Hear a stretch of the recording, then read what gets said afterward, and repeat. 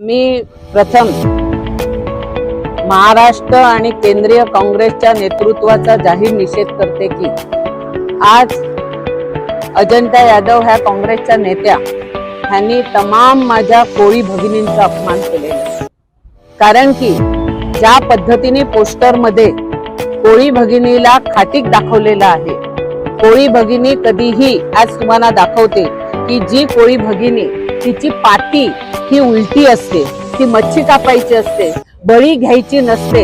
आज आमच्या कोळी भगिनींना बळी घेताना दाखवलेला आहे आणि आमच्या हिंदू असलेला मच्छीमार आगरी कोळी समाज असं कधीही कृत्य करत नाही। हा पहिला मी जाहीर निषेध करते।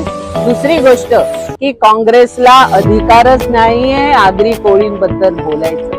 ह्या काँग्रेसने आणि ह्या उद्धव ठाकरेंनी ज्या वेळेला उद्धव ठाकरे राज्याचे मुख्यमंत्री होते त्यावेळेला क्रॉफेट मार्केट मध्ये मच्छी विकणाऱ्या माझ्या मच्छीमार भगिनींना रस्त्यावर काढलेलं होतं आणि बिल्डरला जागा दिली। त्याचप्रमाणे दादरचं मच्छी मार्केट ह्या माझ्या कोळी भगिनी जिकडे मच्छी विकत होत्या ते दादरचं मार्केट सुद्धा तोडून बिल्डरला दिलेलं होतं। आणि त्यावेळेला काँग्रेस उद्धव ठाकरेंबद्दल बरोबर राज्यकर्ते होते, त्यांना काय अधिकार आहे आगरी कोळी समाजाबद्दल बोलायचा?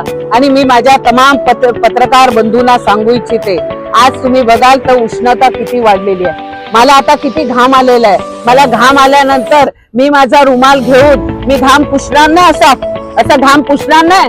पियुष गोयलांनी त्याचा घाम पुसला असेल तर ते मच्छीमारांच्या विरोधात आहे असं सांगताय तुम्ही?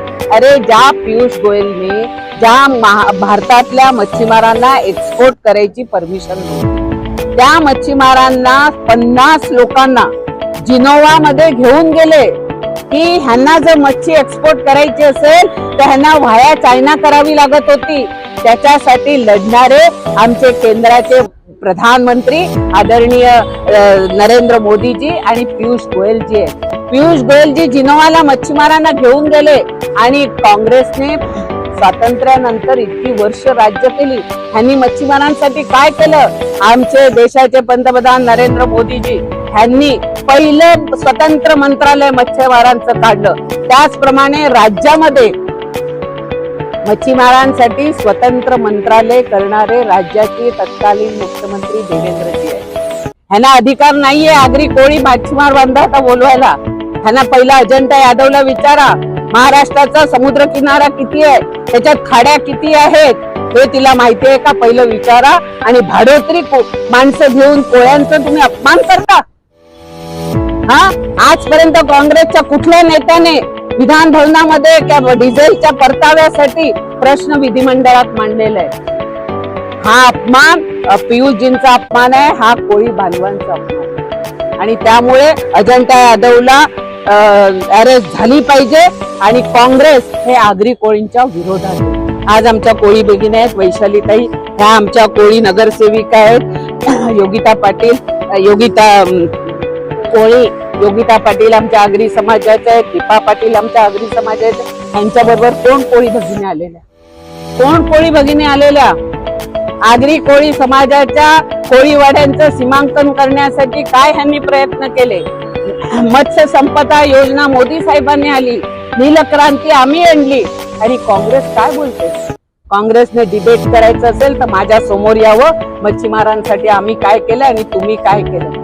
पण मी तमाम आज TV9 आणि पत्रकारांना सांगू इच्छिते की तमाम महाराष्ट्राच्या कोळी समाजाचा काँग्रेसने अपमान केलाय, उद्धव ठाकरेच्या शिवसेनेने अपमान केलाय। हे कोळी आणि आगरींच्या विरोधात आहेत, ह्याचा जनता त्यांना उत्तर देईल।